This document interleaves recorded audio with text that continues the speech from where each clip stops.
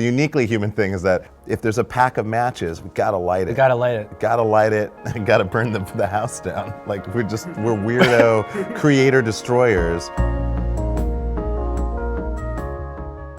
Why don't we start by just a quick run through of what the film is for people who haven't seen it yet. No, you do it. Me? It's a movie about a guy who works at an ad agency. He gets a big account from a company called Augmented, and they create the world's first actually convincing augmented reality system. And he gets the technology, but it goes crazy awry when he starts using it for personal use. It's kind of that thing that happens in advertising a lot, where there's the aspirational, expansive utopian vision of what a product will be for, and then its actual use, which is usually war and sex. That's true. To that end, I think technology is really to kind of stimulate conversation, stimulate the imagination and curiosity. That's exciting to me as an artist. That's what I want to contribute. And how did you pitch it to him when you first were like, you've got to be in this movie? I don't think I gave you that much information. No.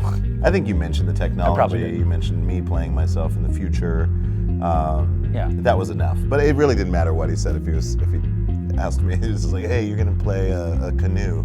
And you're not going to move, but you'll be in the background. I'd be like, okay, sounds cool.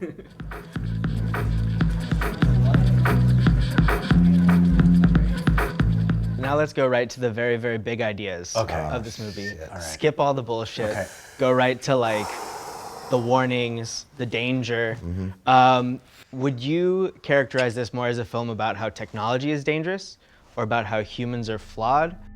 I think we can all agree that humans are flawed compared to what we would like to think we are like. The movie is about that, and technology is dangerous when we misuse it. I don't think it's inherently dangerous. Like, you know, if you have a knife, you could prepare a delicious meal with it, or you could stab somebody. I don't think the technology at this point does not have agency either way. So would you be freaked out if this technology within 5 years existed and people could use it for whatever ends? I think it's inevitable. So I wanted to make this film is I think that we need to discuss what's happening. It's sort of invisible, the way that it slowly creeps into your life. So I think we have to excavate it a little bit and have a discussion so that we can be involved in determining how technology works in our lives, rather than letting it happen to us or letting a couple of corporations decide for us what it's going to be. Because it seems like what was freaky about this is it gives you whatever you want, which is kind of also what advertising does, is it gives you what you want, or at least makes you think that you're going to get exactly what you want. Panic attacks made me lose control. Phalanx put me back in the pilot's chair.